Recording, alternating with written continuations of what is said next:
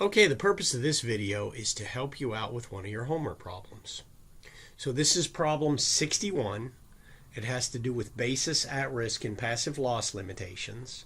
And past experience shows me that you guys are going to struggle with this one a little bit. So I thought what I'd do is just preempt that by trying to give you some additional help.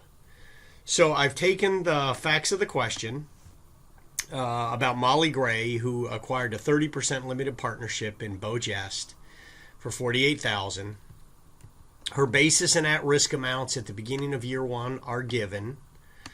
The Bojest loss for year one, Molly's AGI for year one, and Molly's other passive income for year one are all given.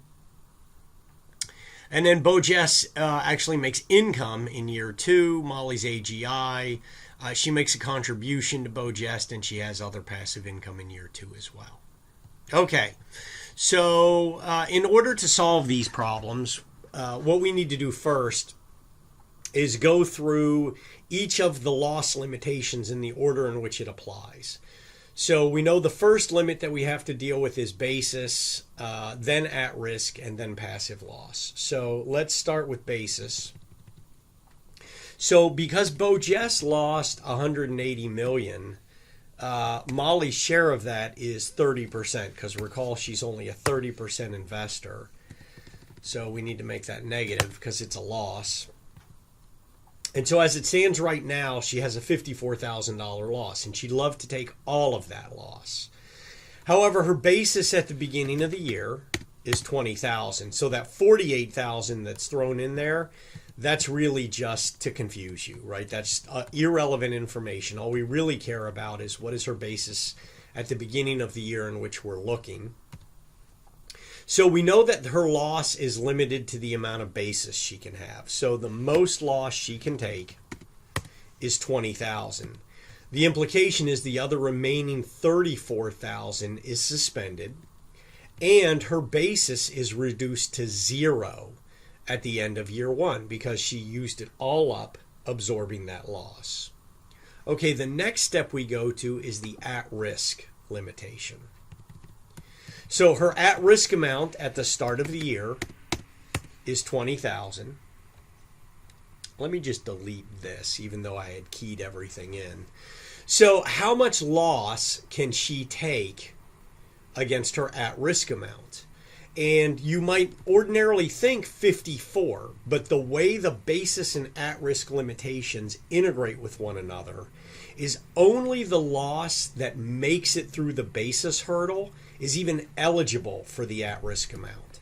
So it's true that she can take a $20,000 loss against her at-risk amount, but there is no suspended loss because the total amount of loss that even makes it into the at-risk hurdle is only $20,000.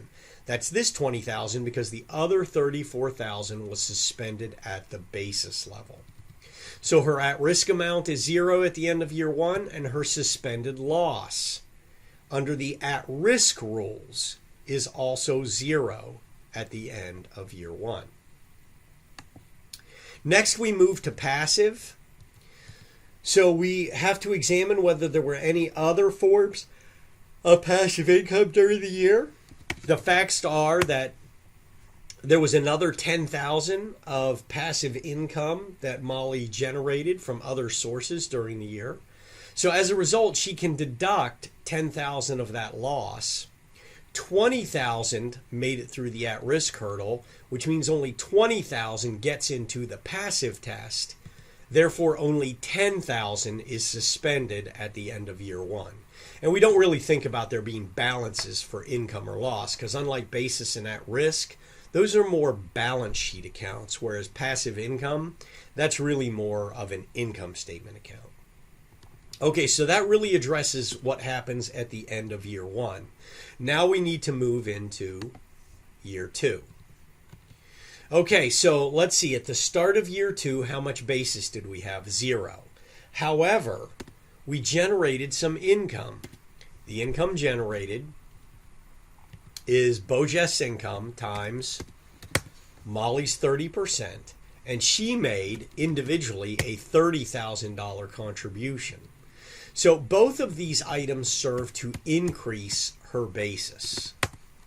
So what that means is she now has $39,000 worth of basis when that carryover, that suspended loss from the prior year, can be applied to that.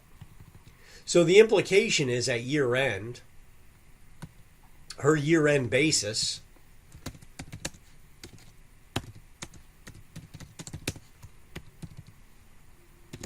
is the beginning balance of 0 plus 9 plus 30 minus 34.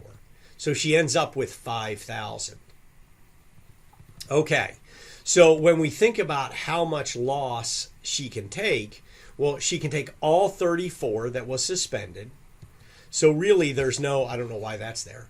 There's no suspended loss left at the end of the year. So how much loss made it through at risk? Well, I guess first let's worry about what our at risk amount is. That income increases our at risk amount, and that contribution also increases our at risk amount. So 34,000 has now made it through the passive limitation. So we can apply all 34,000. Again, same thing. I'm not sure why that's there. But if you look,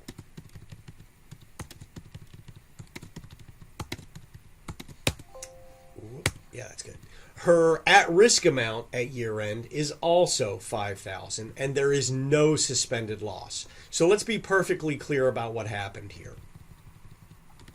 For basis, there was a suspended loss of 34. We could take that 34 and offset the 39 of increased basis and end up with 5,000 in basis at year end. For the at-risk amount, there was no suspended loss from the prior year, but all 34 flows through from basis this year, and we can use all 34 against the 39,000 of at-risk amount that we generated, leaving 5,000 in the at-risk column. Okay, now we just need to worry about our passive amounts. So we know we have this 9,000 of passive income. We have another 8,000 of passive income. So the implication is really we have 17,000 of passive income that we can use to absorb losses. So let's put that up here. There we go. So the amount of loss we can take is 17,000. So that leaves us with 27,000 suspended. So let's think about how we got to that 27,000. We started the year with 10,000. 34,000 made it through the at-risk item. And then we could absorb 17 of that in the current year. That means our suspended loss under the passive rules is 27,000. Okay, I think that gives you everything you need now to answer the series of questions that occur at the end of the problem. Let's just look those up to be 100% safe. Okay, so the at-risk amount at the end of year one.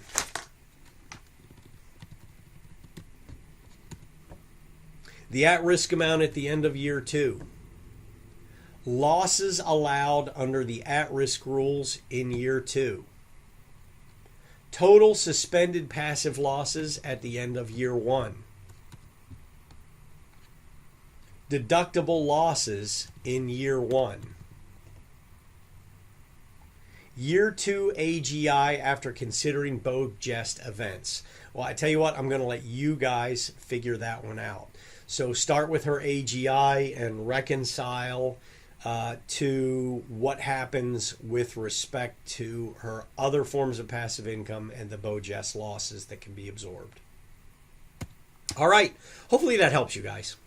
Thanks for watching.